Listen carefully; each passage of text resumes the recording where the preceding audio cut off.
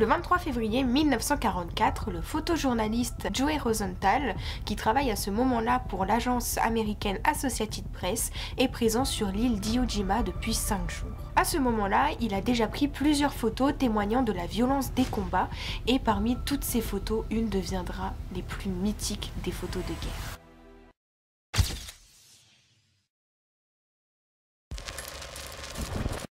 Iwo Jima est une île de 21 km² qui se situe au plein milieu du Pacifique. Elle est située entre le Japon et les îles Mariannes qui servent de base pour les bombardiers américains. Entre le 26 février et le 26 mars, c'est là que vont se trouver 22 000 soldats japonais, qui seront d'ailleurs pratiquement tous tués durant les combats, et 30 000 soldats américains. Les forces américaines subirent 6 821 morts, dont 5 931 marines, soit environ un quart de l'ensemble des marines tués durant toute la Seconde Guerre mondiale en seulement 5 semaines. Il y aura également 19 000 blessés. Un quart de toutes les médailles d'honneur reçues au cours de cette guerre par des membres du corps des marines seront attribuées à l'occasion de cette invasion. Le jeune journaliste Joey Rosenthal, qui travaille pour l'AP, est présent sur les lieux depuis 5 jours. Il a d'ailleurs pris de nombreuses photos témoignant de la violence des combats. On est le 23 février 1944 et ce jour-là, 2 photos sont prises. Une première photo est prise par le sergent d'état-major Louis R. Lowery qui prendra en photo la première pose du drapeau. Louis R. Lowery restera quasi inconnu malgré qu'il était le seul photographe à avoir couvert 6 grandes campagnes de la Seconde Guerre mondiale. Il a également fondé puis présidé l'association des correspondants de combat du corps des marines. La photo de Louis R. Lowery raconte exactement la même histoire que celle de Joey Rosenthal et pourtant elle n'a pas du tout connu le même succès. C'est en partie parce que celle de Joey Rosenthal a un petit peu plus de dynamisme comparée à celle de Louis R. Lowery. Sur la photo de Louis R. Lowery, on peut voir que les soldats ont l'air plutôt figés et quelques secondes après la photo, une grenade viendra s'exploser près d'eux. En redescendant la colline, Louis R. Lowery va croiser Joey Rosenthal qui lui monte à son tour et d'ailleurs Louis va lui dire « Tu viens de rater la photo du siècle ». Plus tard, Joey Rosenthal va raconter le moment de la photo. J'avais déjà beaucoup bourlingué avec les marines dans différents coins du Pacifique. Nous étions sur Iwo Jima depuis 5 jours de durs combats. Je m'étais absenté sur un navire de la Navy pour développer mes photos. De retour sur la plage, on m'annonce qu'une patrouille vient de partir sur le mont Suribachi, le sommet de l'île. Cette journée était décisive. L'ascension fut rude. Les gars lançaient des grenades pour se protéger des ennemis embusqués. Arrivé au sommet, j'ai vu les premiers soldats planter un petit drapeau. J'ai vu un marine qui tenait un drapeau beaucoup plus grand sous le bras. Le premier, c'est pour le souvenir, m'a-t-il dit. Celui-ci, c'est pour que les copains le voient de partout. 2 drapeaux. Cela aurait annulé tous les effets. J'ai attendu qu'il plante le grand drapeau. Je manquais de recul. La photo risquait d'être mal cadrée. J'ai bricolé une plateforme de fortune avec des pierres. Il fallait faire vite. Je suis redescendu. Le cliché est parti pour New York sans que je puisse le voir.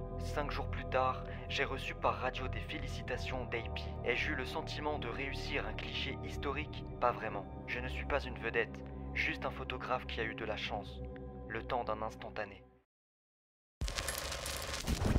Après la pose du drapeau, Rosenthal envoie directement sa pellicule à l'île de Guam afin de la faire développer et de l'imprimer. George Jadon est probablement le premier technicien à développer la photographie. Les photographies seront ensuite transmises par phototélégraphie au siège de l'AP à New York à 7 h du matin. Le cliché est choisi par une centaine de journaux et la photo sera distribuée par l'Associated Press moins de 17 heures après que Rosenthal l'ait prise. Il faut savoir qu'à ce moment-là, Joey Rosenthal ne sait absolument pas à quoi ressemble sa photo, il ne l'a encore jamais vue. Il va la découvrir le 4 mars quand il va rentrer à l'île de Guam. Bien évidemment, comme presque chaque photo que je vous raconte, la photo ne se fait pas sans polémique. Après la pose du drapeau que Joey Rosenthal ait prise, il va demander aux soldats de poser cette fois à côté du drapeau afin d'avoir une photo un petit peu plus posée. Il appellera d'ailleurs ce cliché tout feu tout flamme ou alors le cliché gung ho. Et donc la polémique se fera autour de cette fameuse photo. Quelques jours après que les photos soient prises et une fois arrivé à l'île de Guam, on va demander à Joey Rosenthal s'il avait demandé aux soldats de l'Easy Company s'ils avaient posé pour sa photo. Il faut savoir à ce moment-là qu'il y a de l'incompréhension totale. Le journaliste parle de la photo Raising the Flag et non pas du cliché tout feu tout flamme qui lui a été posé. Alors Joey Rosenthal pensait que le journaliste parlait de la dernière photo et il va répondre par l'affirmatif que oui, les soldats ont effectivement posé pour sa photo. Robert Sherrod, qui est un correspondant pour le Time Life, va informer le siège de New York que la photo de Rosenthal était totalement une mise en scène et qu'elle est totalement fausse. L'information tombe de partout. Il y a la radio du Times qui est Times View the News qui informe, qui diffuse l'information. Ils accusent même Joey Rosenthal d'être monté sur le mont Suribachi après que le drapeau y fut planté, comme la plupart des photographes qui ne peuvent s'empêcher de mettre en scène des personnages afin de reconstituer des scènes historiques. Et donc bien évidemment tout le monde va croire à cette information. Joey Rosenthal va s'en prendre clairement plein la gueule. Un critique littéraire du New York Times va même suggérer que le prix Pulitzer que Joey Rosenthal a gagné lui soit retiré. Durant les décennies qui ont suivi, Joey Rosenthal repousse de manière répétée l'accusation dont il fait objet. Il n'est pas dans ma nature de faire ce genre de choses. Je ne sais pas comment faire pour faire comprendre à quiconque ce que 50 ans de répétition signifie.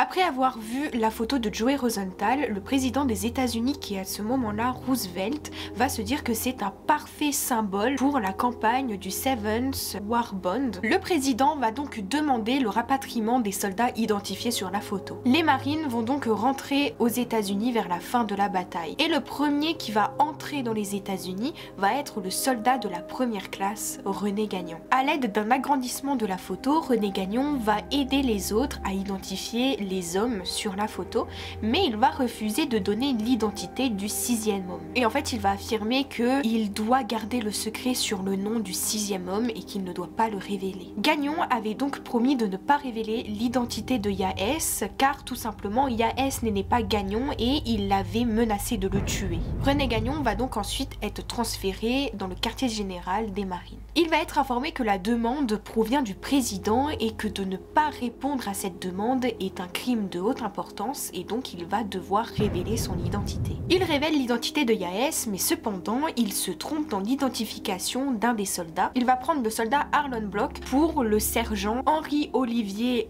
Henk Hansen, qui lui a été tué durant la bataille, mais cependant il apparaît dans la pose du premier drapeau. Le 8 avril 1945, le corps des marines avait procédé à l'identification des 5 et des 6 porteurs du drapeau, incluant Hansen. La publication de l'identification de Sousley était mise en attente de l'information de sa famille de sa mort au combat. Les 3 survivants participent donc à la grande tournée du 7e emprunt de guerre nationale. La campagne d'ailleurs a été un immense succès, elle a récolté 26,3 millions de dollars, ce qui est le double des objectifs attendus. Cependant, des questions persistent pour l'erreur d'identification de Arlon Block. Sa mère Belle Block conteste l'identification officielle en affirmant qu'il s'agissait bien de son fils sur la photo car elle a tellement changé de fois ses couches culottes quand il était petit qu'elle réussit forcément à l'identifier sur la photo.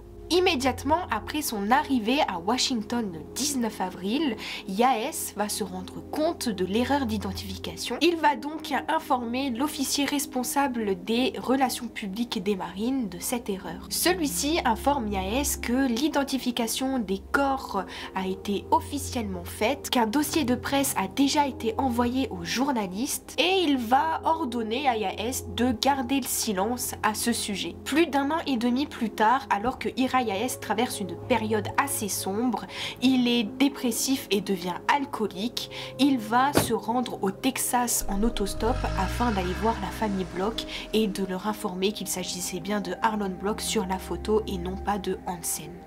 Ira se souvenait de ce que René Gagnon et John Bradley ne pouvaient pas se rappeler car ils n'avaient rejoint leur petit groupe qu'au dernier moment.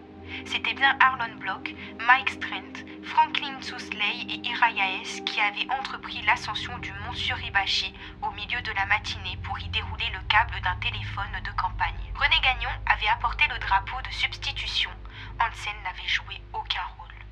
Quand elle a su de la part d'Ira Yaes que c'était bien son fils sur la photo, la mère d'Arlon Bloch va immédiatement adresser une lettre au représentant du congrès de Milton West. Milton West va donc lui répondre. Ils vont donc à leur tour envoyer une lettre aux représentants des corps des marines et ils vont lui ordonner une enquête. Devant l'évidence, Gagnon et Bradley vont donc affirmer effectivement qu'il s'agissait bien de Bloch et non pas de Hansen. Du côté de John Bradley, il reste totalement silencieux sur ce qu'il a vécu.